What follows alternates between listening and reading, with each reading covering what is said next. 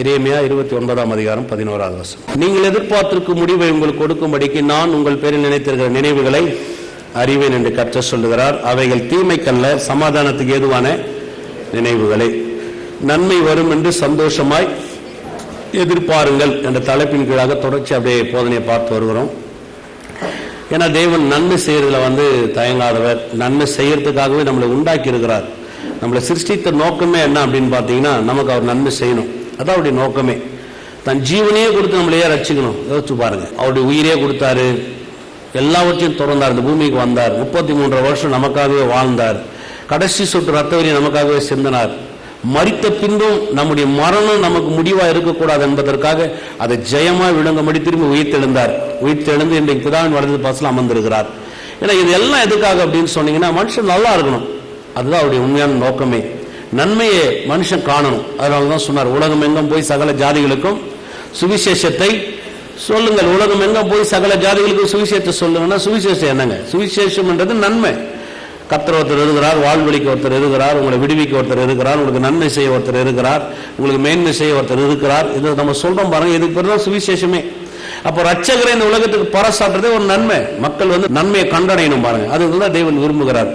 அப்போ தேவன் நம்ம மேல நினைத்துக்கிற நினைவுகள் அப்படின்னு சொல்லும் போது, தேவன் நம்ம மேல வைத்துக்கிற நினைவுகள் எதுவுமே தற்காலிகமானது கிடையாது. செய்யறேன், உன்னை பார்த்தா பார்த்துக்கிறேன், உன்னை நடத்துறேன், உனக்கு விருப்பம் தான் கொடுக்குறேன், அப்படியெல்லாம் இல்லை பாருங்க. கர்த்தர் மனுஷனை உண்டாக்கும் பொழுது ஒரு நோக்கத்தோடு தான் உண்டாக்குனார். பெரிய திட்டத்தை அவனுக்காக வைத்திருக்கிறார். ஒரு திட்டம் சொன்னா அந்த திட்டத்துக்காகவே தான் நம்மளை உருவாக்கினார். ஒரு மனுஷன் வளர்த்துக்கு முன்னாடி அவனுக்கு ஒரு நோக்கம் இருக்கு பாருங்க. அந்த நோக்கத்தை மனதில் வச்சுதான் நம்மளை சிருஷ்டித்தார். இப்போ கூட ஒரு குழந்தைய பெற்றுக்கணும்னா அதுக்காக நிறைய காரியங்கள் நம்ம யோசிக்கணும். அது படிக்கிறதுக்கு தேவையான வசதிகளை பார்க்குறோம், அதுக்கு பொருளாதாரம் இருக்குதான்னு பார்க்குறோம், சூழ்நிலைகளை பார்க்குறோம், எல்லாத்தையும் பார்த்துட்டு அதன் அடிப்படையில் தான் முடிவு எடுக்கிறோம், குழந்தைய பெற்றுக்கலாமா வேணாவான்னு. கர்த்தர் இந்த உலகத்தில் நம்மளை கொண்டு வரதுக்கு முன்னாடியே ஒரு நோக்கத்தை வச்சிருந்தார், பெரிய திட்டத்தை வச்சிருந்தார். மனுஷன் இப்படி வாழணும், இப்படி இருக்கணும், இப்படி நிறைவா இருக்கணும், இப்படிப்பட்ட காலகட்டங்களாக இருக்கணும், எல்லாமே வச்சிருந்தார் பாருங்க. அதனாலதான் அவர் அவர் நம்ம கொடுக்க நினைக்கிற நன்மைகள் என்பது ஒரு ஆப்ஷனா வைக்கல, உனக்கு கிடைக்கும் கிடைக்காத போது அப்படி வைக்கல. அவர் உறுதியா வச்சார். நான் உன்னை வாழாக்காமல் உன்னை கீழாக்காமல், உறுதின்னு சொன்னா உனக்கு அப்படி செய்யணும்னு நினைக்கிற, அப்படி ஒரு வாழ்க்கையில் நீ இப்படி வாழணும், நீ அப்படிதான் இருக்கணும், நான் ஒரு முடிவு பண்ணிருக்கிறேன் அப்படின்றதே கொண்டு வர விரும்புறாரு பாருங்க. இதுதான் நான் சொன்னேன் பாருங்க. கர்த்தர் இதுக்காக ஆலோசனை எல்லாம் தராருன்னு சொன்னேன். எப்படிப்பட்ட ஆலோசனைகள் பாருங்க. நம்ம சில நேரத்தில் யோசிக்கணும், கர்த்தர் கொடுக்குற ஆலோசனை உலகத்துக்கு மாறா இருக்கலாம், நேர்மாறா இருக்கலாம். ஆனா தேவன் சொல்ற ஒவ்வொரு ஆலோசனையும் ஒரு மகா பெரிய வெற்றியின் ஆலோசனை. தேவன் கொடுக்குற ஆலோசனை ஒரு நாளுமே வீணானது கிடையாது பாருங்க. அப்படின்னா நடக்காம போகாது. தேவன் ஒரு வார்த்தை சொன்னார் அப்படின்னு சொன்னா, அந்த வார்த்தையை நம்ம மேல கொண்டு வராரு அப்படின்னு சொன்னா, அது ஒரு பெரிய நிச்சயத்தை நமக்குள்ள வைக்கிறார். அதனால ஆலோசனை பத்தி சொன்னேன். சின்ன சின்ன வார்த்தைகள் கூட தேவன் கொடுக்கிற காரியங்கள் ஒரு மாபெரும் வெற்றிக்கு நேர எப்படி கொண்டு போகுதுன்றத காமிச்சேன். அடுத்து சொன்ன பாருங்க, ஒரு வழி இல்லை, கோடி வழிகளை கர்த்தர் நமக்காக வச்சிருக்கிறார். எத்தனை வழிகள்? கோடி வழிகள், 1-2 கிடையாது. நீங்க எண்ணி பார்க்கலாம். இன்னைக்கு சில நேரத்தில் சில கதவுகள் மூடப்பட்டிருக்கலாம், சில நேரத்தில் நம்ம எதிர்பார்த்த வழியில வராம கூட போகலாம், சில நேரத்தில் சில தருங்கள் என்ன வேணாலும் நடக்கலாம். ஆனா கர்த்தர் நமக்குன்னு கதவுகளை திறக்க 1000 கிடையாது, லட்சம் கிடையாது, கோடி வழிகளை செய்ய வல்லவரா இருக்கிறார். எத்தனை பேர் விசுவாசிக்கிறீங்க? அப்ப நன்மை வரும்ன்றத நிச்சயமா நம்மளால எதிர்பார்க்கலாம். சொல்லுங்க, நிச்சயமா எதிர்பார்க்கலாம். நிச்சயம் என்ற வார்த்தை ரொம்ப முக்கியங்க. உதாரணத்துக்கு சொல்ற பாருங்க, எதுவுமே நடக்கலன்னு வச்சுங்களேன், நான் உங்களுக்கு பிரசங்க வேண்டிய அவசியமே கிடையாது. எதுவுமே நடக்காத ஒண்ணு வச்சுன்னு காலையில நான் உங்க மத்தியில் எதுக்கு நிக்கணும்? நடக்காத ஒரு காரியத்துக்காக நான் பறைசாட்டணுமா? நடக்காத ஒரு காரியத்துக்காக உங்களை உற்சாகப்படுத்தணுமா? தேவன் சும்மா உற்சாகப்படுத்துறவரல்ல. இந்த கிரிக்கெட் எல்லாம் பாத்தீங்கன்னா, அவங்க அப்படியே பால் எடுத்துன்னு அந்த பவுலர் ஓடி வரும்போது பயங்கரமா கை தட்டுவாங்க. அப்படியே பேட்ஸ்மேன் ரெடியா இருப்பார், 6 அடிக்க போறாரா, 4 அடிக்க போறாரா, அப்படி எதிர்பார்ப்பே பாத்தீங்கன்னா அப்படியே ஹெவியா இருக்கும். வந்தவொடனே அந்த பால்ல பாத்தீங்கன்னா டொக் அவுட் ஆயிட்டான்னு வைங்களேன், எல்லாரும் ஊன்னு ஆயிடுவாங்க.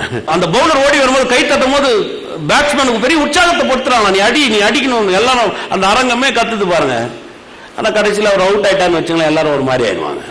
ஆனா கர்த்தர் அந்த மாதிரி நம்மளை உற்சாகப்படுத்துறவர்ல. ஒவ்வொரு வாரம் வந்தோடனே கைத்தட்டி வா பரவாயில்ல உனக்கு நான் செஞ்சுறேன் அப்படி உற்சாகப்படுத்துறவர்ல. கர்த்தர் நமக்கு உறுதியை தருகிறார். சொல்லுங்க, உறுதியை தருகிறார்.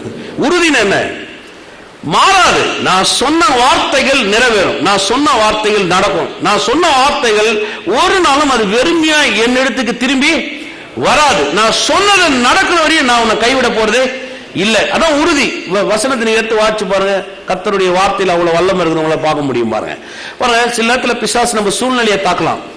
சில நேரத்தில் பிசாசு நம்முடைய காரியங்கள் ஏதாவது ஒரு வகையில் நமக்கு ஒரு எதிர்ப்பு உண்டு பண்ணலாம். தெரிஞ்ச மனிதர்கள் மூலமாகவோ ஏதோ ஒன்று ஏற்படுத்தி எதோ வேணாலும் பண்ணலாம். ஆனா பிசாசு ஒரே ஒரு காரியத்தை மாத்தி போட முடியாது. ஒரே ஒரு காரியத்தை அவனால் அதை தகர்க்கவே முடியாது. அது என்ன அப்படின்னு பாத்தீங்கன்னா, கர்த்தருடைய வார்த்தை.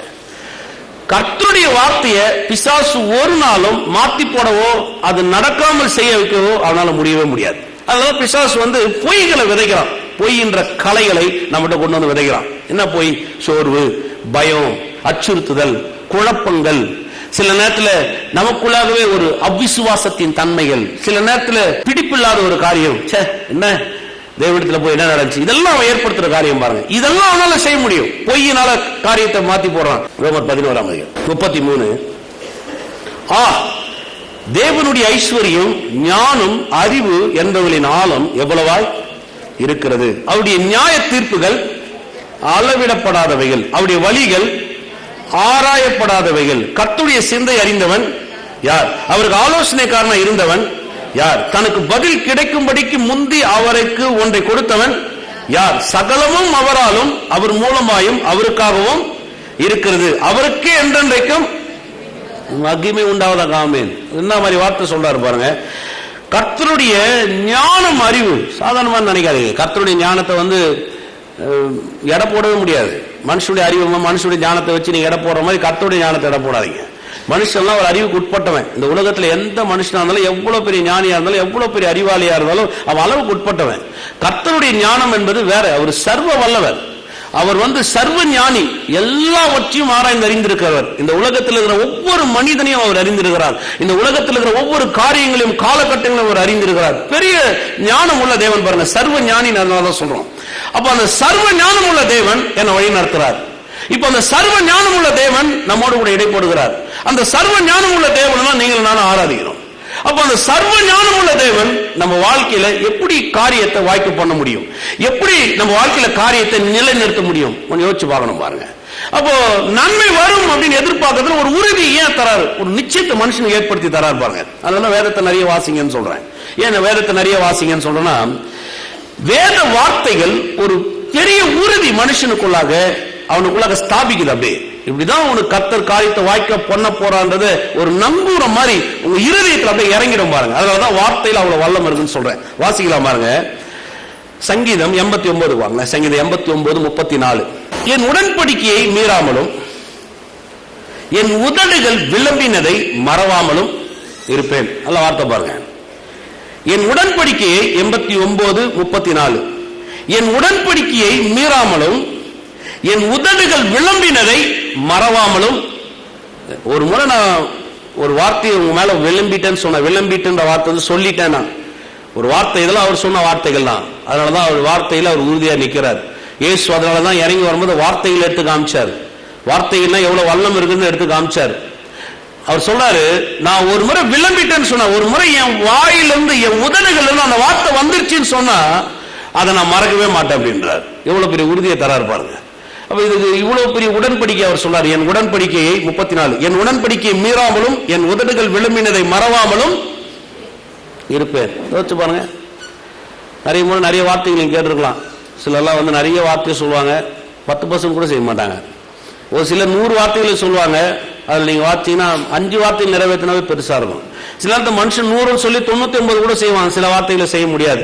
சில நேரத்தில் தவறிடுறான், சில நேரத்தில் முன்னுக்கு பின்ன ஆயிடுறான், சில நேரத்தில் சொன்ன ஆட்களே ரிட்டர்ன் ஆயிடுறாங்க.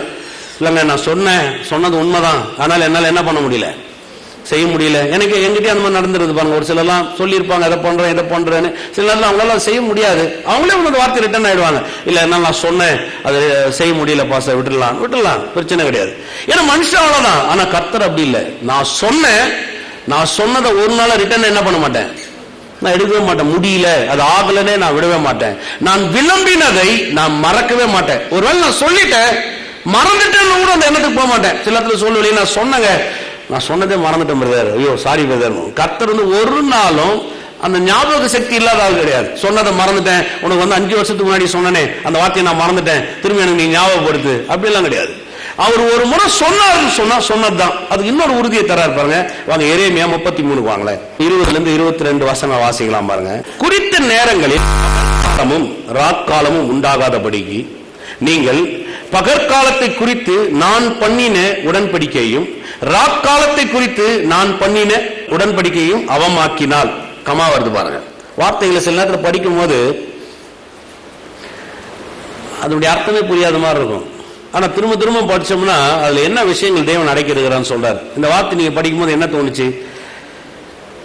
குறித்த நேரங்களில் பகற்காலமும் ராக்காலமும் உண்டாகாதபடிக்கு நீங்கள் பகற்காலத்தை குறித்து நான் பண்ணின உடன்படிக்கையும் ராக்காலத்தை குறித்து நான் பண்ணின உடன்படிக்கையும் அவமாக்கினால், அப்பொழுது என் தாசனாகிய தாவீதோடு நான் பண்ணின உடன்படிக்கையும் அவன் சிங்காசனத்தில் அரசாளும் குமாரன் அவனுக்கு இல்லாமல் போகும்படியாக அவமாகும். என் ஊழியக்காரராகிய லேவியரோடும் ஆசாரியோடும் நான் பண்ணின உடன்படிக்கையும் அப்பொழுது அவமாகும். என்ன சொல்ல வராரு? தாவீது கிட்ட நான் ஒரு உடன்படிக்கை பண்ணேன், ஒரு வார்த்தையை கொடுத்தேன், அந்த வார்த்தை அவமாகும். எப்படி எப்போ அவமாகும்? சில நேரத்தில் சொல்றாங்களா, சொன்னது நடக்காம போச்சு, அவர் சொன்னது ஆகாம போச்சுன்னு சொல்றீங்களா? எப்படி அவமாகும் அப்படின்றது அவரே சொல்ல வராரு. தாவீது கிட்ட உன் சிங்காசனத்தில் உனக்கு பின்பதாக உன் சந்ததியை அமர பண்ணுவேன்னு சொன்னார் பாருங்க. அது கிறிஸ்து வரையும் நடக்கணும். அதனாலதான் தாவீது வம்சத்தில் பிறந்தவர் என்ற வார்த்தையை கொண்டு வரும். அப்ப தாவீதின் வம்சத்தில் பிறந்தவர் என்றென்றைக்கும் அரசாலும் சிங்காசனம் என்ற வாக்குத்தத்தை தாவீதுக்கு அவர் கொடுத்தார். அப்ப அந்த என்றென்றைக்கும் என்ற வார்த்தை தாவீது கிட்ட வந்து பாத்தீங்கன்னா காலங்கள் மாறினே போகுது. தாவீதுக்கு அப்புறம் சாலமோன், சாலமோனுக்கு அப்புறம் ரெகபயாம், ரெகபயாமுக்கு அப்புறம் ராஜ்யம் ரெண்டா பிளவுபட்டுருச்சு. பிளவுபட்ட உடனே காலங்கள் மாறி போச்சு, ராஜாக்கள் போயிட்டாங்க, அப்படியே போயிட்டே வருது பாருங்க. அப்புறம் கிறிஸ்து வராரு. எங்க வராருன்னா அதே தாவீது வம்சத்துல வராரு. இடையில இந்த ஜனங்க என்ன பண்ணிட்டாங்கன்னு பாத்தீங்கன்னா, கர்த்தருடைய வார்த்தை வந்து தாவீதுக்கு அப்புறம் நடக்கல. தாவீதுக்கு அப்புறம் யாருமே அங்க ராஜாவா வரல. தாவீதுக்கு அப்புறம் யாருமே அந்த சிங்காசனத்துல உட்கார முடியாது போயிடுச்சு, எல்லாம் அவமாயிடுச்சுன்றாங்க. அங்கதான் கர்த்தர் பேசுறாரு. எரேமியா கிட்ட அன்னைக்கே பேசி வச்சிருக்கிறார் பாருங்க. சொல்றாரு, அந்த வார்த்தைக்கு அவர் சொல்லும் போது ஒரு வார்த்தை கொண்டு வர, என் வார்த்தை அவமாகும் நீ எப்படி சொல்லலாம்? நான் பண்ணின உடன்படிக்கை எப்படி அவமாகும் நீ சொல்லலாம்? அப்படி அவமாகும் நீ சொன்னா இது நடக்கணும். எது நடக்கணும்னா, பகற்காலத்தில் குறித்த நேரங்களில் பகற்காலத்தில் ராக்காலம் உண்டாகாதபடிக்கு நீங்கள் பகற்காலத்தை குறித்து நான் பண்ணின உடன்படிக்கையும் ராக்காலத்தை குறித்து நான் பண்ணின உடன்படிக்கையும் அவமாக்கினால். அப்படின்னா என்ன? இரவும் பகலும் உண்டாது பாருங்க. கர்த்தர் உண்டாக்கி வச்சார் தெரியுங்களா? சிருஷ்டிக்கல. அந்த சிருஷ்டிப்புல எது உண்டாக்கி வச்சாரோ அது உடன்படிக்கைன்றார். அந்த சூரியனோட அந்த சந்திரனோட நான் ஒரு உடன்படிக்கை பண்ணி அது இப்படிதான் நடக்கணும் நான் நியமிச்சு வச்சிருக்கிறேன். அந்த நியமத்தை மாத்தி போட்டா அவமாக்கினால் என் உடன்படிக்கை அவமாக்க முடியும். நீ வாச்சுவாங்க ஆதியாகமம், ஆதியாகமம் 1ஆம் அதிகாரத்தை வாங்க, 14-18 வரை வாசிக்கிறோம் பாருங்க. பின்பு தேவன் பகலுக்கும் இரவுக்கும் வித்தியாசம் உண்டாகத்தக்கதாக வானம் என்கிற ஆகாய விரிவிலே சுடர்கள் உண்டாக கடவது, அவைகள் அடையாளங்களாகவும் காலங்களையும் நாட்களையும் வருஷங்களையும் குறிக்கத்தக்கதாகவும் இருக்க கடவுது என்றார். அவைகள் பூமியின் மேல் பிரகாசிக்கும்படிக்கு வானம் என்கிற ஆகாய விரிவிலே சுடர்களா இருக்க கடவுது என்றார். அது அப்படியே ஆயிற்று. தேவன் பகலை ஆள பெரிய சுடரும் இரவை ஆள சிறிய சுடரும் ஆகிய 2 மகத்தான சுடர்களையும் நட்சத்திரங்களையும் உண்டாக்கினார். அவைகள் பூமியின் மேல் பிரகாசிக்கவும் பகலையும் இரவையும் ஆளவும் வெளிச்சத்துக்கும் இருளுக்கும் வித்தியாசம் உண்டாக்கவும் தேவன் அவர்களை வானம் என்கிற ஆகாய விரிவிலே வைத்தார். தேவன் அது நல்லது என்று கண்டார். இங்க அதுதான் கொண்டு வராரு. அந்த வானம் பூமி என்றதை கொண்டு வராரு. அப்படியே என்னத்தை கொண்டு வராருன்னா, பகலும் இரவு நான் உண்டாக்குனேன், அது ஒரு உடன்படிக்கைன்றாரு. இந்த பகலும் இரவு எப்படி உண்டாகுதோ இதை யாராவது மாற்ற முடியும் சொன்னா, இது மாறிச்சுன்னு சொன்னா என் வார்த்தை அவமாகி போகுன்றார். அது விளங்குது? நீங்க யோசிச்சு பாருங்க. பகல இரவு மாறி போச்சா யாராவது மாற்ற முடியுமா? அப்படிப்பட்ட சக்தி யாருக்கு அது இருக்குதா? இல்ல பிரதர், இன்னைக்கு வந்து ராத்திரி ஃபுல்லாவே பகல் ஆக்கிடலாம், நாளைக்கு பகல ஃபுல்லா ராத்திரி ஆக்கிடலாம், யாராவது ஒரு ஆள் இருக்கிறாங்களா? ஒரு ஆள் அப்படி பண்ணக்கூடிய சக்தி இருக்குதா? கர்த்தர் அதுதாங்க கேட்கிறாங்க. பகலையும் இரவையும். இப்ப நீங்க வாங்க எரேமியா 33 வாங்க, இப்ப வாட்சிங்கன்னா பாருங்க. குறித்த நேரங்களில் அவர் வச்சிருக்கிறாரா அந்த டைம், குறித்த நேரங்களில் பகற்காலமும் ராக்காலம் உண்டாகாதபடிக்கு நீங்கள் பகற்காலத்தை குறித்து நான் பண்ணின உடன்படிக்கையும் ராக்காலத்தை குறித்து நான் பண்ணின உடன்படிக்கையும் அவமாக்கினால், அப்படி செய்ய முடியும் சொன்னா, அதை மாற்றி போட முடியும் சொன்னா, நான் என் தாசனாகிய தாவீதோடு நான் பண்ணின உடன்படிக்கையும் அவன் சிங்காசனத்தில் அரசாலும் குமாரன் அவனுக்கு இல்லாமல் போகும்படியாக அவமாகும். அதை செஞ்சா இது நடக்கும்ன்றார். அப்படி அந்த உடன்படிக்கை வந்து நடக்காம போகின்றார். அந்த மாதிரி யாராவது இருக்கிறாங்களா? சொல்லுங்க, யாராவது பண்ணக்கூடிய சக்தி இருக்குதா? அப்ப உறுதி இருக்குதா? நன்மை நடக்குமா? நன்மை நடக்குமா? எப்படி நடக்கும்? நிச்சயமா நடக்கும். ஏன் நடக்கும்? ராத்திரியும் பகலையும் ஒரு மனுஷனால என்ன பண்ண முடியாது? மாத்தி போடவே முடியாது. கர்த்தர் சொல்றாரு, என் உடன்படிக்கை அதை ஒருத்தரால மாத்தி போட முடியும்னு சொன்னா என் வார்த்தையை கூட நீ மாத்தி போடலாம், உன்னால அது சாத்தியம், அது நடக்காம போகும் அப்படின்றார். அதனாலதான் அவ்வளவு பெரிய சேலஞ்ச கையில் எடுக்கிறார். எவ்வளவு பெரிய வார்த்தை பாருங்க. அதனாலதான் நான் சொல்றேன், நடக்காத ஒரு விஷயத்தை உங்க முன்னாடி வந்து இவ்வளவு தூரம் கத்த வேண்டிய அவசியமே கிடையாது. நடக்காத ஒரு விஷயத்துக்காக நீங்கள் நானும் வந்து உட்கார வேண்டிய அவசியமே கிடையாது. அதனாலதான் பாருங்க, சபைக்கு வரணும். என்னத்துக்கு வரும்? சபைக்கு எதுக்கு வரும்? ஒரு சபைக்கு எதுக்கு நம்ம போனோம் சொல்லுங்க? பாஸ்டர் இருந்தா தான் கல்யாணம் பண்ணி வைப்பாரு, செத்த அடக்கம் பண்றதுக்கு ஒரு சபை வேணும், வீடு கட்டினா பூஜை கீஜை பண்றதுக்கு ஒரு ஆள் வேணும், பிள்ளைங்க பாஸ் ஆகுது அதுக்கு சபை வேணுமா நமக்கு? ஒரு சபை எதுக்கு? இதெல்லாம் சும்மா அடிஷனல். இதெல்லாம் செத்தா நமக்கு கல்ற கிடைக்கிறதுக்கும் கல்யாணம் பண்ணி வைக்கிறதும் சும்மா எக்ஸ்ட்ரா வேலை. அதெல்லாம் அது வந்து இதுக்காக வந்து ஒருத்தர் பாஸ்டரா நீ வந்து கல்யாணம் செய்ய முடியும், நான் இன்று முதல் உன்னை பாஸ்டர் அபிஷேகம் பண்றேன் கத்தர் அனுப்பிச்சு வைக்கல. இது அதெல்லாம் வந்து எக்ஸ்ட்ரா. அது வந்து நீங்க நல்லா இருக்கிறதுக்காக செய்ய வேண்டிய ஒரு கூட காரியமே தவிர அதுக்காக ஒரு சபை நமக்கு அவசியம் கிடையாது. சபைனா என்ன? உங்களுக்கு சபைனா என்ன? மெம்பர்ஷிப் ஆகி மூப்பராகி எல்டர் ஆகி நான் சீனியர் பாஸ்டர் ஜூனியர் பாஸ்டர் அவர் வந்து அதுக்கு சபை நினைச்சிட்டீங்களா? நிறைய பேர் சொல்லுவாங்க, உங்க சபையில் உங்களுக்கு என்ன போஸ்ட் கொடுத்துக்கிறாங்க? ஒரு போஸ்டும் கிடையாது. நீங்க எல்லாருமே இந்த சபையில உரிமையாளர்கள். எத்தனை ஒத்துக்கிறீங்க? ஒத்துக்க மாட்டோம் ஒரு அல்ல சொல்லுங்க. நம்ம எல்லாருமே இந்த சபைக்கு என்னங்க உரிமையாளர். நம்ம எல்லாரும் எந்த ராஜ்யத்தை தேர்ந்தோம்? தேவனுடைய ராஜ்யத்தை தேர்ந்தோம். தேவனுடைய ராஜ்யத்துக்கு முன்னாடி வந்து உட்கார்ந்து ஒரு சபைனா என்னன்னா, கர்த்தருடைய வார்த்தையை உங்களுக்குள்ளாக உறுதியான வகையில கொண்டு வரணும். அதுக்கு பேர் தான் சபை. எத்தனை பேர் விசுவாசிக்கிறீங்க? சபைனா சும்மா பேர் வைக்கிறதுக்காக நினைச்சுக்காதீங்க. பாருங்க, அந்த குழந்தைக்கு பேர் வச்சோம். எதுக்கு பேர் வச்சோம்? அவங்க கர்த்தருடைய வார்த்தை உறுதியா நம்புறாங்க. அதுல ஒரு சின்ன வேலை இது, அவ்வளவுதான். அப்ப கல்யாணம், குடும்பம், வீடு கட்டின டெடிகேட் பண்றது, ஒரு பிள்ளைகளுக்காக ஜெபம் பண்றது, மற்ற காரியங்கள் இதெல்லாம் வந்து எக்ஸ்ட்ரா. இதுக்கு இல்ல சபை. சபையை ஏன் ஸ்தாபிச்சார்னா, அவருடைய வார்த்தையை ஒரு உறுதியின் தன்மையை ஒவ்வொரு மனிதனுக்குள்ளாக ஒவ்வொரு விசுவாசிகளுக்குள்ளாக ஏற்படுத்தி காமிக்கணும். அதுக்காக தான் கர்த்தர் சபையை ஸ்தாபிச்சார். எத்தனை பேர் விசுவாசிக்கிறீங்க? அப்போ பகலும் இரவும் ஒரு மனுஷனால அவர் கர்த்தர் பண்ணின உடன்படிக்கைன்னு சொல்றாரு. இந்த பகலும் இரவும் நான் பண்ணின ஒரு உடன்படிக்கை, இதை ஒருத்தர் மாற்றி போட முடியும்னு சொன்னா நான் சொன்ன வார்த்தைகளை அல்லது நான் செய்த உடன்படிக்கையை மாற்றி போட முடியும்ன்றார் கர்த்தர். எவ்வளவு பெரிய உறுதி பாருங்க. ஏமே நம்பலாமா கர்த்தரை? சொல்லுங்க, கர்த்தர் நம்பலாமா?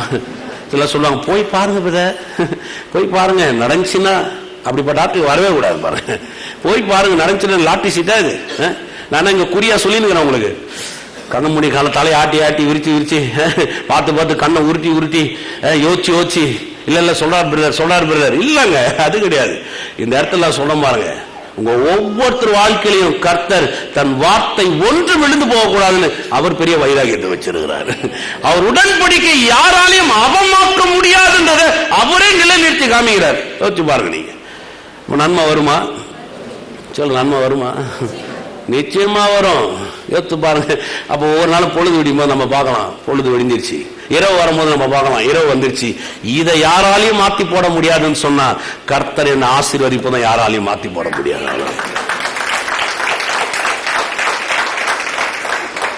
ஏமே எவ்வளவு பெரிய உறுதி பாருங்க.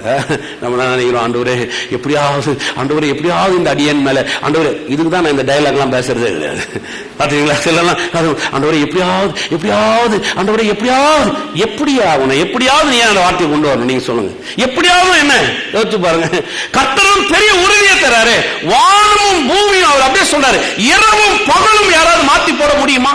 இரவையும் பகலையும் மாத்தி போடுற சக்தி யாருக்காவது இருக்குதா? அப்படி இரவையும் பகலையும் மாத்தி போடுற சக்தி இருக்குதுன்னு சொன்னா என் உடன்படிக்கை மாத்தி போட முடியும். இதை இவ்வளவு வருஷம் அவர் எப்படி உண்டாக்குனாரோ, அதுதான் ஆதியாகமத்துக்குள்ள கொண்டு போனேன். அவர் எப்படி உண்டாக்குனாரோ அந்த உடன்படிக்கை இன்னைக்கு வரையும் 1000 ஆண்டுகள், வேதத்தின் பிரகாரம் 1000 வருஷம் நமக்கு. ஆனா உலகம் எவ்வளவு 1000 வருஷத்துக்கு, எவ்வளவு வருஷங்கள் ஆனாலும் 1000 ஆண்டுகளாக அதை மாத்தி போட முடியலன்னு சொன்னா கர்த்தர் என் மேல வச்ச ஆசீர்வாதத்தையும் எந்த சக்தியினாலையும் மாத்தி போட முடியாது. அவ்வளவுதான். நம்புறீங்க? அல்லேலூயா. அதனாலதான் கர்த்தரை நம்பணும்ன்றது. புரியுதா உங்களுக்கு? ஏன் பைபிளை படிக்க சொல்றோம்? இதை படிப்போமா? நம்ம எரேமியா வாசிச்சிருப்போமா? கண்டிப்பா வாசிப்போம். நமக்கு வந்து ஒரே ஒரு கேலண்டர்ல 30 நாளைக்கு 30 வசனம் பிரிண்ட் பண்ணி உங்களுக்கு கொடுத்துட்டா முடிஞ்சு போச்சு. அதனால நான் கேலண்டரை விற்கிறது கிடையாதுங்க. நீங்க பாருங்க, நான் கேலண்டர் கொடுக்குறதில்ல. ஒரே ஒரு முறை, அதுவும் யாரோ எனக்கு அடிச்சு இலவசமா இங்க அமிச்சிட்டாரு. அவர் எம்எல்ஏ இருக்கிற உற்சாகத்துல நம்ம சர்ச்சு பேரெல்லாம் போட்டு கொடுத்துனே இது வரையும் நான் கேலண்டர் பிரிண்ட் பண்ணதே கிடையாது. 12 வருஷம் ஆச்சு. நாளைக்கு கூட நம்ம ஊழிய ஆரம்பிச்சு நான் பெங்களூர் வந்து நாளைக்கு கூட 12 வருஷம் ஆச்சு. அக்டோபர் 8, 2004, அக்டோபர் 8, 2016, கிட்டத்தட்ட 12 வருஷம் ஆகிப்போச்சு நான் வந்தீங்க. ஒரு நாள் கொடுத்து ஏன் கொடுக்கறது கிடையாது? இந்த ஒரு வசனம், அந்த ஒரு வசனத்தை தேர்ந்தெடுத்து பொறிச்சு உங்க மனதில் கொடுக்கறதுங்க. கடவுளுடைய வார்த்தைகளை எடுக்கும் போது படிச்சு பார்க்கணும். கர்த்தருடைய வார்த்தைகள் என்ன அடங்கி இருக்கிறது தேர்ந்தெடுக்கணும். அதுக்குள்ள எப்படி கர்த்தர் பேசுறாரு, அந்த வார்த்தையை வாசிக்கும் போது நீங்களே நினைச்சு பாருங்க எப்படி இருக்கும் நீங்க நினைக்கிறீங்க. நான் பகற்காலத்தில் ஏற்படுத்தி வைத்திருக்கிற சூரியனும் இரவுல நான் வச்சிருக்கிற சந்திரனும் அது மாத்தி போட யாரால முடியும்னு சொன்னா அப்படின்னா எவ்வளவு பெரிய உறுதியை கர்த்தர் தரா இருப்பாங்க. அப்ப நம்ம வாழ்க்கையில தேவன் இவ்வளவு அவருடைய நன்மையை கொண்டு வரதுக்கு ஒரு உடன்படிக்கை ஏற்படுத்தி அந்த உடன்படிக்கை எப்படி நிலைநிறுத்தி காமிக்கிறார். அந்த காமிக்கிறது மாத்திரமா அது மேல ஒரு நம்பிக்கை நமக்கு ஏற்படுத்தி தரார். நான் செய்ய முடியும்ன்றதை இந்த அளவுக்கு நீ நம்பலான்றாரு. நம்ம பேசுற வார்த்தைகள் நிறைய முறை வந்து சும்மா ஒரு டயலாகா இருக்கும். ஏன்னா வேதத்தில் நீங்க வாசிங்கன்னு வைங்களேன், நிறைய காரியங்கள் ஆவிக்குரிய மனிதர்கள் பேசின வார்த்தைகள் வெற்றியுள்ள வார்த்தைகள். பாருங்க, வாசிக்கலாம் பாருங்க. ஆதியாகமம் 14:23 வாங்களேன். வானத்தையும் பூமியும் உடையவராகிய உன்னதமான தேவனாகிய கர்த்தருக்கு நேராக என் கையை, என்ன மாதிரி வார்த்தை பாருங்க, என் கையை எங்க தூக்குறானா, வானத்தையும் பூமியும் உடையவராகிய உன்னதமான தேவனாகிய கர்த்தருக்கு நேராக என் கையை உயர்த்துகிறேன். கை தூக்கி நான் பாடுங்கன்னு சொல்லும்போது நீ என்ன நினைச்சிட்டீங்க? எக்ஸசைஸ் பண்ண வைக்கிறேன்னு நினைச்சிட்டீங்களா? PT master ஆக்கிட்டீங்கன்னு நினைச்சிட்டீங்களா? இப்பொழுது நாம் கரங்களை தூக்குவோம், கண்களை மூடுவோம், கொஞ்சம் குனிவோம், உட்காருவோம், எழுவோம், உங்களை பிடி மாஸ்டர் நினைச்சிட்டீங்களா? ஏன் கையை தூக்க சொல்றோம்? ஏன் கை தூக்குதல் ஆவிக்குரிய கனெக்ஷன் இருந்தா ஏன் கை தூக்குறோம்? ஏன் கையை தூக்குறோம்னு சொன்னா ஆபிரகாம் சொல்றாரு பாருங்க, வார்த்தைகளை பேசும்போது சும்மா பேசல. ஒரு சோதரம் ராஜா கொண்டு வந்து குவிச்சு வச்சிருக்கிறாங்க. அப்படியே வெள்ளியும் பொன்னையும் தங்கத்தையும் அப்படியே குவிச்சு வச்சிருக்காங்க. சும்மா ஏதோ ஒரு சூட்கேஸ்ல கொண்டு வந்து கொடுக்கல, குவிச்சு வச்சிருக்கான். குவிச்சு வச்சதை பார்த்து சொல்ற, இதெல்லாம் நீ எடுத்துக்க, நீ எடுத்துட்டு ஜனங்களாம் என்கிட்ட கொடுத்துரு, இது எல்லாத்தையும் நீ எடுத்துட்டு போன்றான். அப்பதான் ஆபிரகாம் சொல்றாரு, வானத்தையும் பூமியும் உடையவராகி உன்னதமான தேவனாகிய கர்த்தருக்கு நேராக என் கையை. ஏன் அந்த வார்த்தையை கொண்டு வரார்? வானத்தையும் ஏன் அந்த வார்த்தையை கொண்டு வந்தார்? தேவனுக்கு மேல என் கையை தூக்குறேன், அந்த நல்ல தேவனுக்கு மேல என் கையை தூக்குறேன். ஏன் அந்த வார்த்தையை பயன்படுத்த? வானத்தையும் பூமியும் உடையவராகிய. ஏன் தெரியுங்களா? வானத்தையும் பூமியை சிருஷ்டித்தவர் நம்முடைய அப்பா. வானத்தையும் பூமியுமே சிருஷ்டித்தார்னு சொன்ன ஒரு வார்த்தையினால சிருஷ்டித்தார்னு சொன்னா என் வாழ்க்கையும் இப்படி அவரால் சிருஷ்டிக்க முடியும் என்ற நிச்சயம் எனக்கு இருக்குது. அதனாலதான் அவன் கையை அப்படி தூக்கினான். அப்ப வானத்தையும் பூமியும் பாருங்க, ரொம்ப முக்கியம். கர்த்தர் என்ன கொண்டு வந்தார்? பகலும் இரவும். இங்க ஆபிரகாம் என்ன சொல்றாரு? வானமும் பூமியும். அதான் வார்த்தை. அநேக நேரத்தில் நம்ம என்ன யோசிப்போம் அப்படின்னு நினைச்சா, நன்மை வராதுக்கு நம்ம ஏன் தடையா இருக்குன்னு நினைச்சா இதெல்லாம் எண்ணி எண்ணி பார்க்கணும். நமக்குள்ள கர்த்தர் எப்படிப்பட்டவரா இருக்கிறார், என்னவா இருக்கிறார், அவர் காரியங்கள் எப்படி செய்ய முடியும். வானத்தையும் பூமியும் படைச்ச தேவன் என் கூட இருக்கிறார். இப்ப நான் சொல்றேன், என் வாழ்க்கையை உயர்த்தது நிச்சயம். எத்தனை விசுவாசிக்கிறீங்க? அப்ப நீ யோசிச்சு பாருங்க, கை எங்க தூக்குறாரு? கை எங்க தூக்குறாரு? அதனாலதான் நான் சொல்றது, கரங்களை உயர்த்துவோம் சொல்லும் போது நீ எதை பிடிச்சி யோசிக்காதீங்க. நான் உங்களை கை தூக்கணும் போது ஒரே வார்த்தையில சொல்றேன், கரங்களை உயர்த்தி நாம் ஆராதிப்போம். ஒரு வார்த்தையில் நான் சொல்றேன். ஏன் கரங்களை உயர்த்துங்கன்னு சொல்றேன்? எதை குறிச்சு யோசிக்காதீங்க. இந்த உலகத்துல உங்களை அலகழிச்சு, இந்த உலகத்துல உங்களுக்கு நன்மை வர விடாம, ஒருவேளை இந்த உலகத்துல உங்களுக்கு நிறைய பிரச்சனை, இந்த உலகத்துல நிறைய எது இருந்தாலும் பிரச்சனை கிடையாது. ஒரு தேவன் இருக்கிறார். அவர் எப்படிப்பட்டவர்னா, வானத்தையும் பூமியும் உடையவராகி உன்னதமான தேவன் ஒருத்தர் இருக்கிறார். அப்ப நான் கை தூக்கணும் போது இதெல்லாம் உள்ள அடங்கிறதுன்னு அர்த்தம் உங்களுக்கு. வானத்தையும் பூமியும் உடையவருக்கு நேரம் நீங்க கரத்தை தூக்குறீங்க. நான் சொல்றேன், அவருக்கு நேரம் கரத்தை தூக்கிட்டு நம்ம கரத்தை கீழே வெறுமையா போட முடியுமா? சொல்லுங்க பார்க்கலாம். அவர் நேரம் கரத்தை கீழே தூக்கிட்டு கரத்தை கீழே வெறுமையா போட முடியுமா? யோசிச்சு பாருங்க. உங்க வீட்டுக்கு ஏதோ ஒருத்தர் கேட்க வராங்க, உங்களுக்கே தெரியும் பாருங்க, உங்களால முடியும், அது உங்களுக்கு சாத்தியம். அவங்க கேட்க வராங்க, வந்துட்டு சில நேரத்தில் அவங்களை அனுப்பும் போது உங்களுக்கு ஒரு மாதிரி, அந்த வெறுங்கையை எப்படி அனுப்புறது? எங்க வீட்டுல எல்லாம் அந்த பண்டிகை நாட்கள் வரும்போது வடை செஞ்சு அவங்க வீட்டுக்கு பாத்திரத்தில் கொடுத்து அனுப்பிச்சா வெறும் பாத்திரத்தை அனுப்ப மாட்டாங்க. தெரியுமா? அது பாத்திரத்தை கொடுங்க ஆண்டி. இல்லடா நீ போ, அம்மாட்ட சொல்ல, அப்புறம் கொடுத்து அனுப்புறேன். அடுத்த நாள் ஆண்டி ஏதாவது செய்வாங்க, அது இட்லியோ சட்னியோ அல்லது ஒரு கேசரி பாத்தோ இல்ல வடையோ ஏதாவது சுட்டு திரும்ப அந்த பாத்திரத்தை என்ன பண்ணுவாங்க, நம்ம வீட்டு பாத்திரத்தை வெறுமையா திரும்ப என்ன பண்ணக்கூடாது, அனுப்பக்கூடாது. அதனால அவங்க ஏதாவது கொடுக்காம அதுல என்ன பண்ண மாட்டாங்க, ஒரு பொரியலாவது ஒரு காயாவது ஏதாவது ஒண்ணு வரும். அப்ப எனக்கு நல்லா தெரியும், நம்ம பாத்திரம் வீட்டுக்கு போதுன்னா அந்த ஆன்டி ஏதோ ஒண்ணு நமக்கு கொடுத்தா போறாங்கன்னு அர்த்தம். நீ யோசிச்சு பாருங்க, நம்ம கை வெறும் கையா கர்த்தர்கிட்ட தூக்குறோம், வெறும் கையா அவர்கிட்ட தூக்கிட்டு அப்படியே வெறும் கையா கீழே இறக்கிட முடியுமா? கர்த்தர் சொல்றாரு, என் கையை உனக்கு நான் காட்ட போறேன். இப்போ உன் கையை எனக்கு நேரா நீ தூக்கிட்ட, இப்ப என் கையை உனக்கு நான் என்ன பண்ண போறேன்? அவர் கை எப்படிப்பட்ட கையா இருக்கும்னு நினைக்கிறீங்க? நீங்க கொஞ்சம் யோசிச்சு பாருங்க. கர்த்தாவே அவன் தூக்குனா பாருங்க, ஆதியாகமத்துல 14:23 வானத்தையும் பூமி உடையவராகி உன்னதமான தேவனுக்கு நேரம் என் கரத்தை நான் தூக்குறேன்னு சொன்னா, நீங்க 25 வாட்சி பாருங்க. ஆபிரகாம் போற இடத்துல கர்த்தர் கூட வராது. ஆபிரகாம் யுத்தம் பண்ணும்போது கர்த்தர் அவனுக்கு ஜெயத்தை தராரு. ஆபிரகாம் சோர்ந்து போன கர்த்தர் அவனை பலப்படுத்தி காமிக்கிறார். ஆபிரகாமுக்கு வர நன்மையை எந்த சக்தியினாலும் அங்க தடை செய்யவே முடியல. அதனாலதான் அந்த வார்த்தையை கொண்டு வரும். அது விளங்குது. அப்படி யாத்ராகம் 14 வாங்களேன். 14 யாத்ராகம் 14:16. அது ஆதியாகம் 14:23, யாத்ராகம் 14:16. ஆவியான நம்ம ஞாபகத்தில் வச்சுக்கிட்டு நிறைய சுலபமான வகையில பைபிளை ஃபார்ம் பண்ணி கொடுத்துக்கிறார். நீ உன் கோலை ஓங்கி உன் கையை சமுத்திரத்தின் மேல் நீட்டி சமுத்திரத்தை பிளந்து விடு. அப்பொழுது இஸ்ரவேல் புத்திரர் சமுத்திரத்தின் நடுவாக வெட்டாந்தரையிலே நடந்து போவார்கள். இது எல்லாரும் நமக்கு தெரிஞ்ச சம்பவம். கர்த்தர் செங்கடலை பிளந்தார். கர்த்தர் செங்கடலை பழக்கல, கர்த்தர் செங்கடலை மோசேயுடைய கரத்தினால பிளக்க செய்தார். அங்க என்ன சொன்னார் பாருங்க, உன் கையினால் கடலை என்ன பண்ண சொல்லுகிறாருங்க? சமுத்திரத்தை பிளந்து விடுன்னு சொன்னாரா? நான் பிளந்து விடுகிறேன்னு சொன்னாரா? பிளந்து விடு. எவ்வளவு பெரிய வார்த்தை, அண்டர்லைன் பண்ணீங்க அதை பாருங்க. கர்த்தர் என்ன சொல்றாரு மோசே கிட்ட, உன் கையை இப்ப சமுத்திரத்துக்கு நேரா நீட்டு. உன் கையை எங்க நீட்டு? சமுத்திரத்துக்கு நேரா நீட்டி அந்த சமுத்திரத்தை நீ என்ன பண்ணு? பிளந்து விடு. சமுத்திரத்தை கையினால பழக முடியுமா? கர்த்தர் சொல்றாங்க, தூக்கு, கையை தூக்கி அந்த சமுத்திரத்தை பிறந்து விடு. இந்த வார்த்தையை நம்ம கொஞ்சம் யோசிக்கணும் பாருங்க. அந்த இடத்துல நீங்க பாத்தீங்கன்னா பின்னாடி பார்வோனுடைய சேனை வருது. இங்க ஒரு 30 லட்சம் பேர் இருக்கிறாங்க. 6 லட்சம் ஆண்கள் வேறு சொல்லுது, இஸ்ரேல்ல இருந்து புறப்பட்டவங்க. ஒரு வேத வல்லுநர் சொல்றாரு, ஆண்கள் பெண்கள் அவங்க ஆண்களுடைய மனைவி பிள்ளைகள் வேலைக்காரங்க எல்லாம் கூட வந்தவங்க சேர்த்து 30 லட்சம் பேர் கணக்கு போட்டு சொல்றாரு. 30 லட்சம் பேர் இங்க கூட்டத்தில் இருக்கிறாங்க. எதிரில் கடல் கிட்ட நீங்க நின்னீங்கன்னாவே ஓன்னு ஒரு சத்தம் இருக்கும். காத்து அழுத்த அந்த இடத்துல என்ன பண்ணும்? அதிகமா இருக்கும். ஒரு இறைச்சல் இருக்கும். அந்த செங்கடல் கிட்ட ஒரு பெரிய இறைச்சல் இருக்குது. அந்த இறைச்சல் ஒண்ணு 30 லட்சம் பேர் இப்ப அவிசுவாசமா பேசிட்டு இருக்கிறான். நாங்கள் மடித்து போகும்படியா நீர் எங்களை அழைத்து வந்தீர், அங்க கல்லறை இல்லைன்னா எங்களுக்கு இங்க நீ கல்லறை கட்டுறது கூட்டு வந்த, இப்பெல்லாம் பேசிட்டு இருக்கான். இன்னொன்னு பின்னாடி நீங்க பாத்தீங்கன்னா பேக்ரவுண்ட்ல அப்படியே பார்வோன் ரதங்களையும் குதிரை வீரர்களையும் அப்படியே கூட்டு அப்படியே ஓடி வந்துட்டு இருக்கிறான். இப்ப மோசே ஒரு ஆள் இங்க நிக்கிற, அப்படி முன்னாடியும் இறைச்சல், நிக்கிற இடத்துலயும் இறைச்சல், பின்னாடியும் இறைச்சல், 3 பக்கமும் இறைச்சல். இதன் மத்தியில கர்த்தர் சொல்ற வார்த்தையை கேட்கலாம் பாருங்க. என்ன வார்த்தை?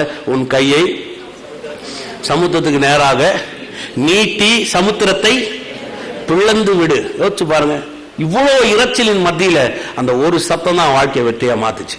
இதை விசுவாசிக்கிறீங்க? உங்க வாழ்க்கையில கூட நான் சொல்ல பாருங்க, நம்ம முன்னேறதுக்கு முடியாத அளவுக்கு நிறைய இறைச்சல் இருக்கலாம். கடல் மாதிரி செங்கடல் ஒரு இறைச்சலா இருக்கலாம். உங்களை சுத்தி இருக்கிற ஆட்கள் கூட ஒரு பெரிய இறைச்சலா இருக்கலாம். நடக்காது, அது ஆகாது, எல்லாம் அவிசுவாசமா பேசி இதெல்லாம் உலகமா நீ எவ்வளவு யோசிச்சாலும் உனக்கு அவ்வளவுதான் நடக்கும். நம்மளை சுத்தி பேச ஆட்கள் இறைச்சலா இருக்கலாம். நமக்கு பின்னாடியே பெரிய இறைச்சல் இருக்கலாம்.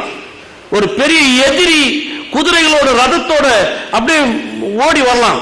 முழு எகிப்தில் இருக்கிற எல்லாருமே ஓடி வராங்க. பார்வோனும் அவன் சேனைகளும் குதிரைகளும் ரதங்களும் அப்படியே எதிரி வரலாம். இவ்வளவு இறைச்சல் நம்ம சூழ்ந்திருந்தா கூட என் நன்மையை தடை செய்ய முடியாது, ஏன்னா கர்த்தர் என்னோட கூட இருக்கிறார். எத்தனை விசுவாசிக்கிறீங்க? அவர் சொல்லார் பாருங்க மோசே கிட்ட, உன் கையை நீட்டும், கையை நீட்டி அந்த சமுத்திரத்தை என்ன பண்ணு? பிளந்து விடு. நான் சொல்ல பாருங்க, ரொம்ப முக்கியம். அதனாலதான் நன்மை வரும். நன்மை நம்ம எப்படி இழந்து போறோம்? இந்த இறைச்சல் எல்லாம் கேட்டா இழந்து போயிடுவோம். கடல் முன்னாடி உட்காந்து கேட்டீங்கன்னா ஒண்ணும் கேட்காது, கோல்டு சவுண்ட் தான் கேட்கும். எத்தனை பேர் கடல் முன்னாடி போய் நின்னுக்கிறீங்க?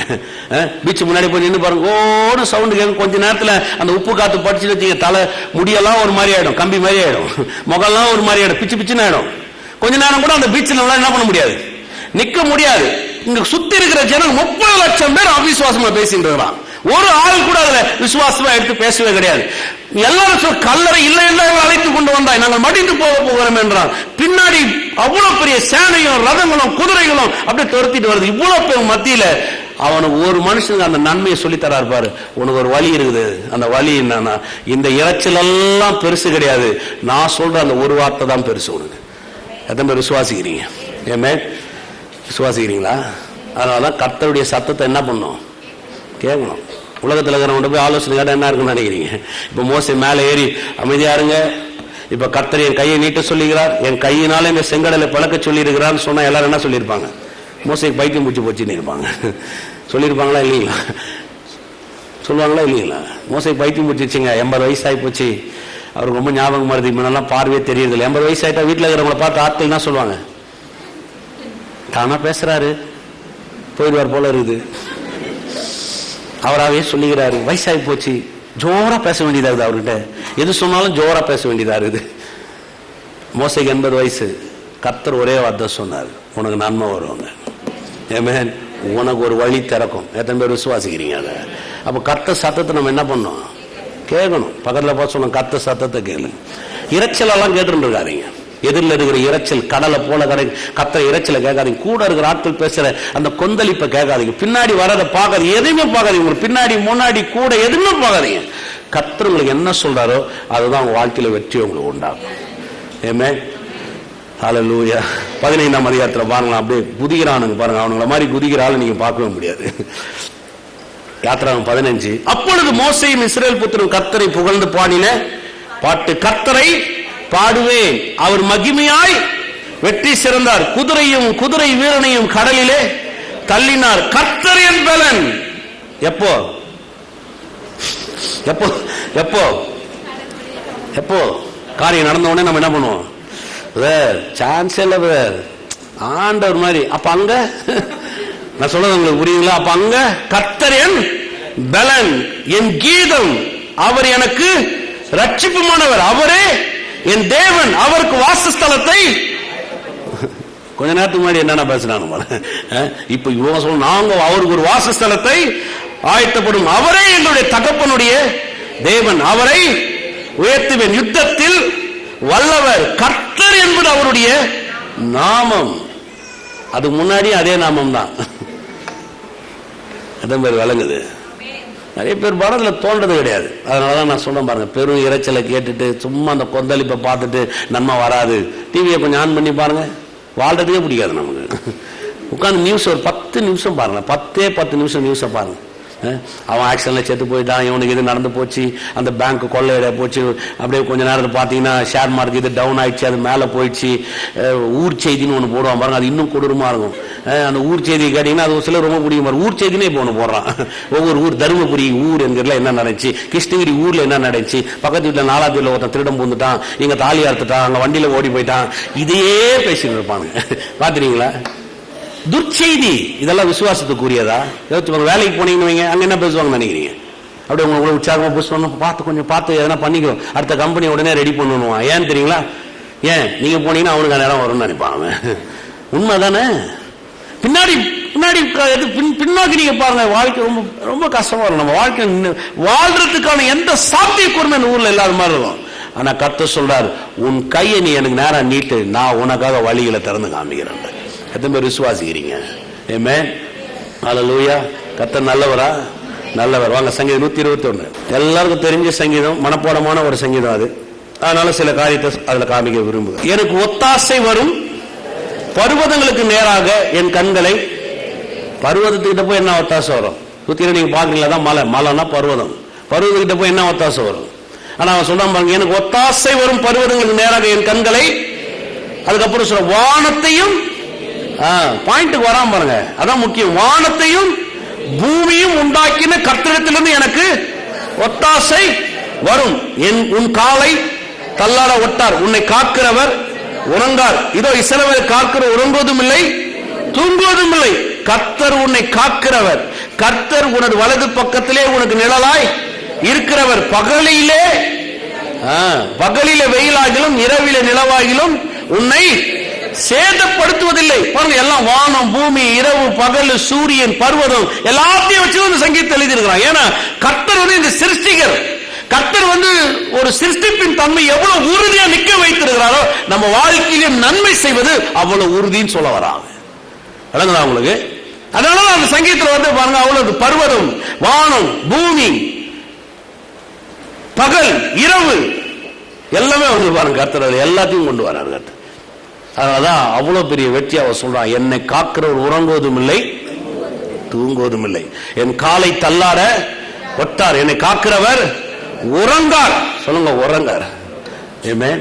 எவ்வளவு பெரிய விஷயம் பாருங்க. வானத்தையும் பூமியும் படைத்த இடத்துல ஒத்தாசை வரும். சொல்லுங்க, வானமும் பூமியும் படைத்த இடம் ஒத்தாசை வரும். எத்தனை விசுவாசிக்கிறேன் அப்படி? ஆமென். கர்த்தர் ஒத்தாசைகளை அனுப்புறதுக்கு முடிவு பண்ணிட்டாருன்னா முதல்ல எண்ணங்களை விசாலமாக்கணும். நீங்க நம்ம எண்ணங்கள் நல்லா பெருகணும் பாருங்க. கர்த்தர் நன்மை செய்யறதுல நீங்க நினைக்கிற மாதிரி எதோ பிச்சு தருகிற தேவன் அல்ல. நீ யோசிக்கிற மாதிரி எதோ இன்னைக்கு நாளைக்கு வெயிட் பண்ணு, இன்னும் நீ விசுவாசத்துல வரல, இன்னும் நான் உன்னை பாக்குறேன், இன்னும் கொஞ்சம் நீ டெவலப் ஆகல, அப்படிலாம் கிடையாதுங்க. இது ஒன்னே ஒண்ணுதான் பாருங்க, கர்த்தருடைய ஞானம் அறிவு எவ்வளவாய் இருக்கிறது.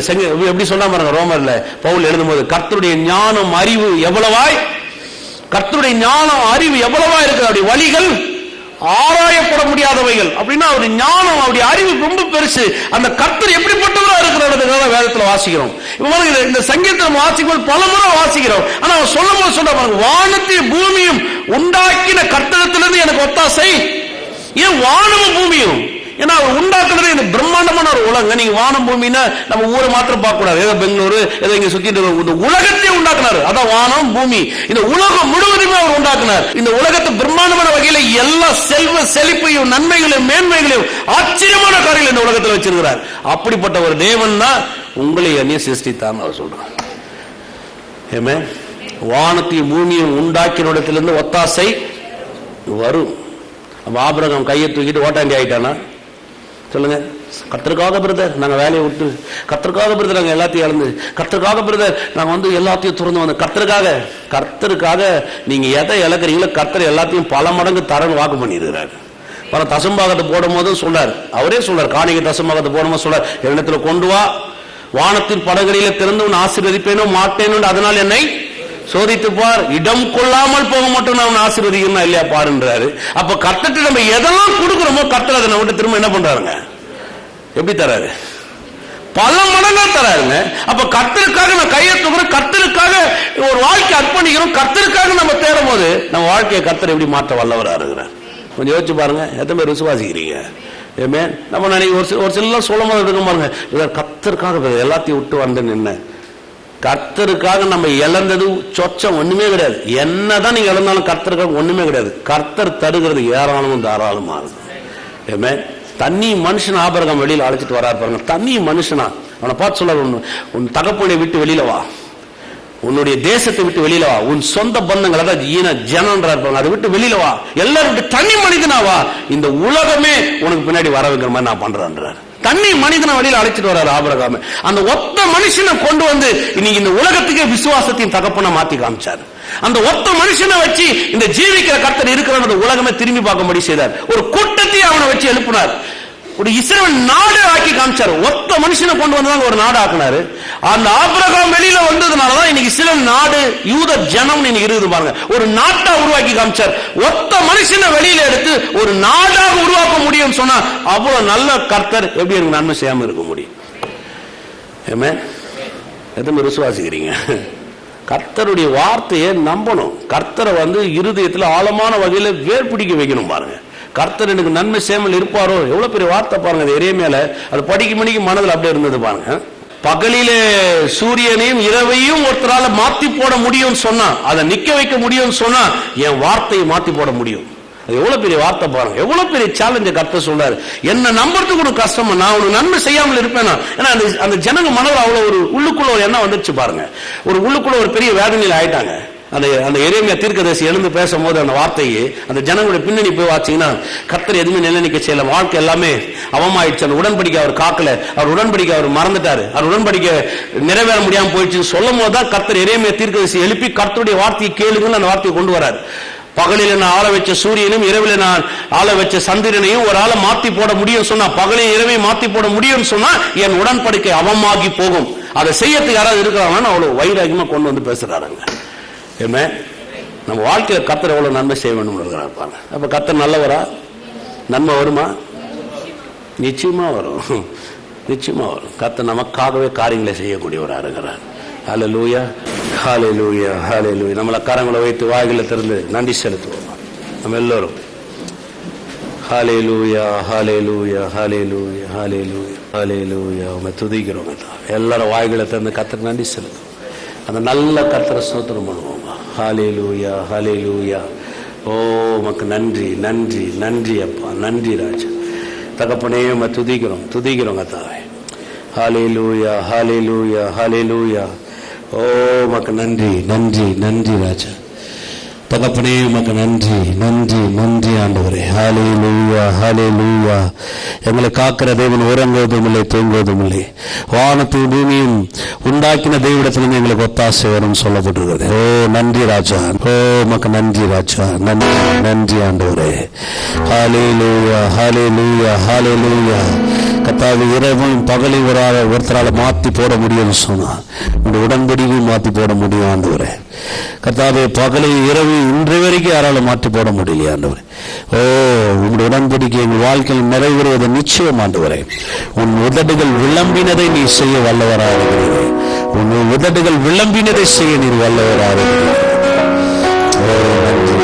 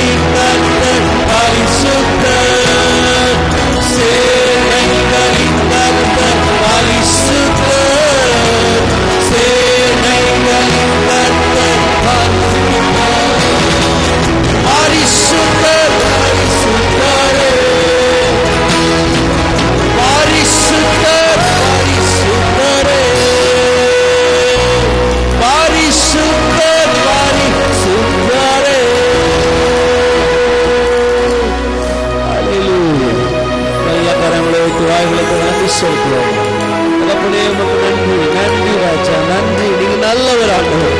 தகப்பனே நீ நல்லவர், நீ நல்லவர் ஆண்டவர். உம்மால் ஆகாதது ஒன்றும் இல்லை, உம்மால் கூடாத ஒன்றும் இல்லை ஆண்டவர். ஓ, விடத்தில் வந்தவர் வெட்கப்பட்டு போனதில்லை ராஜா. நோக்கி பார்த்தவர்கள் பிரகாசம் அடைந்தாலும் சொல்லப்படுகிறது. ஓ நன்றி, நன்றி ஆண்டவர். இந்த ஒவ்வொரு குடும்பங்களையும் ஆசீர்வதிக்கிறேன். வெட்கப்பட்ட இடத்திலே அவன் தலைகள் உயர்த்தப்படட்டும். குடும்பங்கள் ஆசீர்வதிக்கப்படட்டும். நன்மையை காணட்டும். இயேசுவின் நாமத்தில் ஒவ்வொரு குடும்பத்துக்குள்ளாக சமாதானம் பெருகட்டும், வெற்றிகள் பெருகட்டும், உயர்வுகள் பெருகட்டும், நன்மைகள் பெருகட்டும். வாழ்வழிக்கிற தேவனத்தோடு இருக்கிறார் என்பதை பார்க்கட்டும். அற்புதங்கள் பெருகட்டும், அதிசயங்கள் பெருகட்டும் ராஜா. குடும்பத்திலே கர்த்தாவே சமாதானங்கள், உம்முடைய சமாதானங்கள் நிலைத்திருக்கட்டும். வாதை உன் கூடாரத்தை அணுகாது, பொல்லாப்புனுக்கு நேரிடாது சொன்னார். எல்லா வாதைகளும் பொல்லாப்பை விட்டு இயேசுவின் நாமத்தில் விலகி போகட்டும். நன்மையின் கிருமைகளை பின்தொடர்க ராஜா. வெற்றிகள் உங்களுக்கு சூழ்ந்தோம், உங்களை தேடி வரட்டும். ஓ நன்றி, நன்றி ராஜா, நன்றி, நன்றி. உடைய நாம மகிமை பெறணும், உடைய நாம மகிமை பெறணும். இயேசு கிறிஸ்து வல்லமுள்ள நாமத்தினால பிதாவே, கர்த்தராக இயேசு கிறிஸ்துவின் கிருபையும் பிதாவாகிய தேவனுடைய அன்பும் பரிசுத்த ஆவியானவருடைய அந்யோன்ய ஐக்கியமும் இன்றும் மீண்டும் சதா காலம் இருப்பதாக. ஆமென்.